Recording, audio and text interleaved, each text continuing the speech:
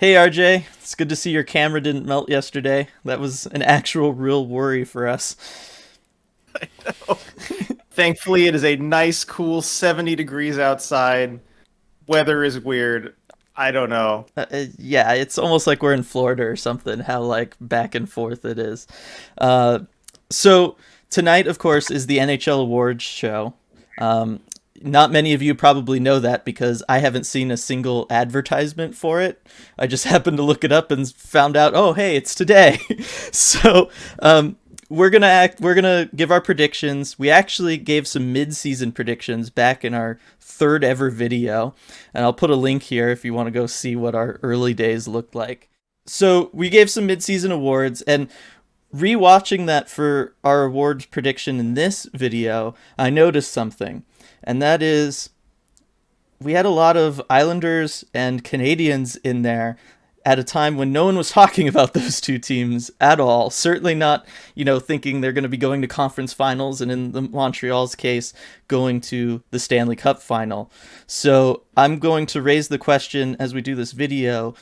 Did we unintentionally predict the deep playoff runs of the New York Islanders and the Montreal Canadiens? So listen to what we have to say, why we picked them mid-season, and let us know at the end if you think we inadvertently predicted the future, because we're that good.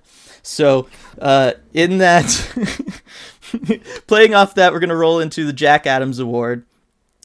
Mid-season, I picked Barry Trotz of the New York Islanders because the bottom line is I think he should win it every year. I just think he's the best coach in the league. And I'm not saying that because the New York Saints and he gets to, all the penalties are always called on the other team and his team always has power plays.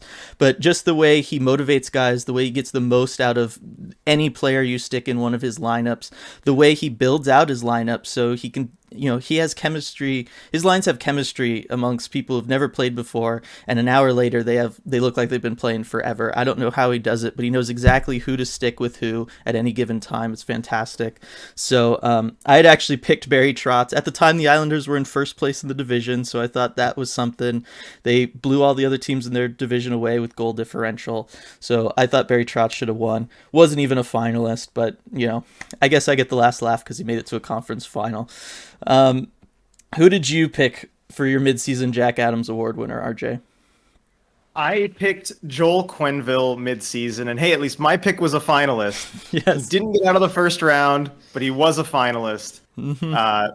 Of course, both of our picks were taken out by the Tampa Bay Lightning, who knows if anyone can beat them at this point. Yeah. But I picked Joel Quenneville because the Florida Panthers hadn't been doing very well for a long time, and it seemed like he was the coach who kind of finally figured out the answers there. And a lot of that was the goaltending situation, finally getting good goaltending, and I felt like he actually could take credit for that. A lot of the times when you have a Jack Adams finalist, it's because they've gotten good goaltending, and usually that's luck in a lot of respects.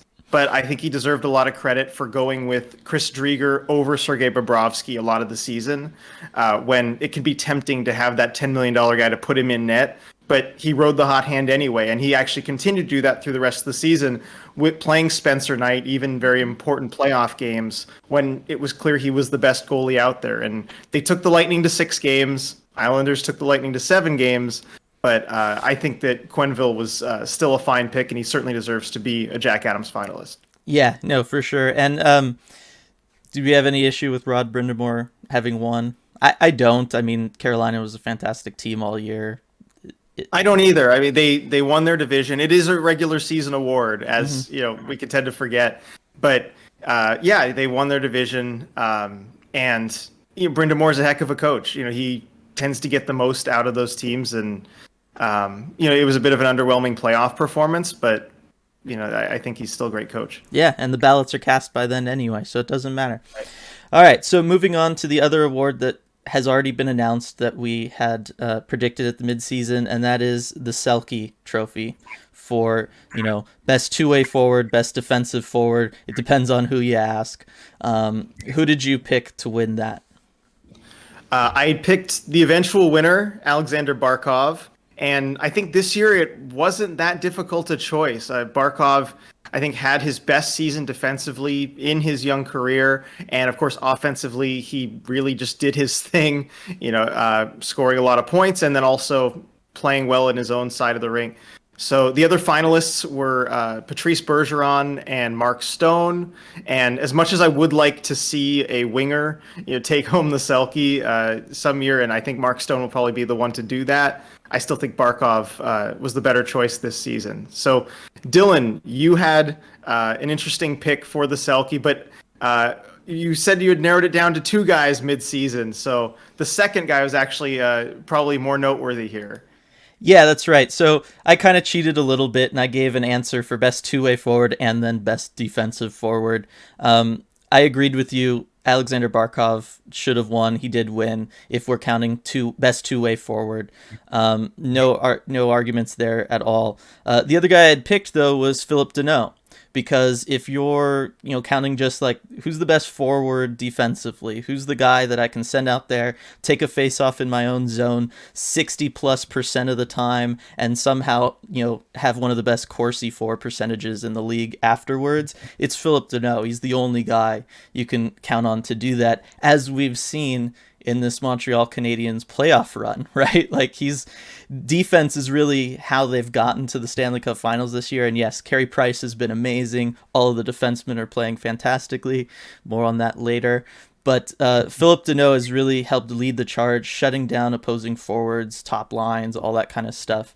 And so, in my opinion, I think sometimes it's good to give some love to the guys that are, more defensive than two-way when it comes to the forwards. So I get why people don't vote for it. It's not as sexy as the other stuff, obviously, but I just thought he deserved a shout out there. And you can see how much value that brings through this playoff run. I mean, he's had just as much value to Montreal as just about any player on any team this year's playoffs. There hasn't been a line that his line hasn't been able to shut down. And I mean, that wins the most important games. Yeah, for sure. And he's single-handedly reviving the pizza industry. Not that it needed it. All right, so moving on to the awards that will actually be revealed tonight, the winners tonight. Starting with the Calder, you and I both agreed it's Kirill Kaprizov, right? Like, there's just no doubt in my mind on that one. Absolutely. It's not much of a Calder race this year, and that's just because of Kaprizov's excellence. There's really no player that's come close, no rookie that's come close to doing what he's done this season. Yeah, no, and just so we say it, the other finalist, Alex Nedeljkovic of the Carolina Hurricanes, the goaltender, and Jason Robinson of the Dallas Stars. So moving past that to the Vezina. Now, again, this is really like a two-goalie race this year, in my opinion, and we were split the mid-season mark. I chose Marc-Andre Fleury.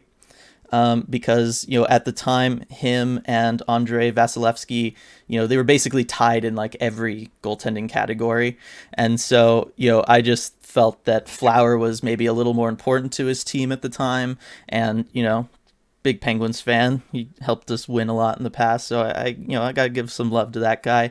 But really, looking back on the video, my big reasoning was I felt he plays more of a leadership role on the Vegas team than Vasilevsky does on the Tampa Bay team, because Tampa Bay's got so many other star players, people who've been there a long time and stuff. So that was why I gave it to Flower. I'm gonna go ahead and keep my pick for tonight as Flower, because I think him and Vasilevsky, again, they finished very close in everything, and so I'm just gonna give Flower the nod because the team was better overall this year, point standing wise. Yeah, and I wouldn't be surprised if it does go that way tonight, where Fleury ends up winning, and I think that leadership role might play on the minds of the voters, and especially since it is voted on at the end of the regular season, so they didn't know at the time how far both teams would go. But I'm going to stick with my pick, Vasilevsky. He was still ahead of Fleury in a lot of the advanced goaltending stats, goals saved above expected and such, which kind of negates the whole, Lightning better team type of thing. That does take quality of shots into account. So I think people will have looked at that, but I do think Vasilevsky will ultimately take the award home tonight. Yeah, and props to Philip Grubauer of the Avalanche. He's the other finalist tonight, but I just think Vasilevsky and Flower were just kind of next level this year.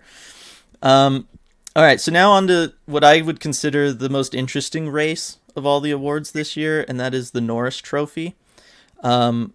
We had some interesting picks mid-season wise. RJ, why don't you let us know who you picked mid-season, and then kind of give us a rundown of the finalists this year? So mid-season, I picked Cale Makar, and at the time, it was a little bit of an iffy pick because he'd been out with an injury for a while. I figured he would come back and keep his stellar level of play, and by and large, he did. Makar, is an elite defenseman, and he showed a lot of what he can do this season, especially in the regular season, leading the Avs to a President's Trophy win. There's a lot of talent on that blue line between Makar, Girard, Taves, even a Ryan Graves. But I think he did stand out above the rest as far as what he can do. And especially defensively, too. I think it's an underrated part of his game. I mentioned it in the mid-season video, and I think he took some strides defensively, especially later in the season. As for the other finalists, so Makar was one of the finalists. The others are Victor Hedman. Seems like every year he's a finalist, and he was playing hurt a bit this year too, so I think he wasn't his normal self. But even Victor Hedman at 70-80% is still a heck of a defenseman. And then the Rangers' Adam Fox. He's a first-time finalist, and he had a heck of a season. Just look at the points numbers too. He could be an interesting choice for the award. I wouldn't be entirely surprised if it went to him. Yeah, I'm going to predict that Adam Fox wins, just because he's kind of, he's fresh blood, so to speak. And I think, this is where we're going to see kind of the East Coast bias play into things a little bit. And we tend to see that with awards. And I just think being able to give one to a Rangers haven't exactly had a lot of award winners last decade or so. And I think, I just think that's going to be something that the voters are going to want to see. And, Adam Fox, Cale Makar, it's like, they both were, pretty equal point total wise. They both took, made massive strides defensively. Either one could win, and I don't think it would be a big deal. Right. My pick is Adam Fox. But at the mid-season mark, I kind of cheated. I took two people, so to speak. I said at the time, realistically, I thought it was going to be Aaron Ekblad of the Florida Panthers. Obviously, that gruesome injury, wishing him all the best on that recovery, but, that's going to keep him out of being a finalist here. Although I do think he probably would have won had he continued playing the way he had through the rest of the season. But the other person that I really wanted to give a shout out to was Jeff Petrie of the Montreal Canadiens. And I spoke a long time about him because he put up a ton of points this year while also being one of the best, analytics-wise defensemen in the league. And, he was someone I was taking a lot of note of in the few Montreal games I watched prior to this playoff run of theirs. He really stood out to me as being the anchor of their defense. And then obviously this whole playoff run, he's been there again for them. He's not quite putting up the points that he was during the regular season, but that's because he's really focusing on defense, and he's playing fantastic for them. So, he was just someone that visually, eye test wise, he was really standing out to me in the regular season, and I'm glad he's finally having some really good team success in his career. He's been around a long time, and he hasn't been able to get to a cup final like this before. So I'm really happy for him. You had a good read on Montreal, although you didn't predict the red eyes. That would be something if you did. Yeah, if I did, oh my gosh, I'm playing the lottery tomorrow, right? Hart Trophy. I don't think there's much discussion to be had here. It's McDavid, right? Absolutely. It's Connor McDavid. And it seemed like we kind of knew that at midseason almost. Matthews was making a little push, but it's Connor McDavid. Yeah, basically, it was going to take Matthews, having to hit the 50-goal mark for it to really, his campaign, so to speak, to have a lot of, merit against what Connor was doing. But hitting 100 points in a 56-game season is just... that's unbeatable when it comes to this, I think. Yep. Yeah, so we're both in agreement there. We'd both taken him mid-season.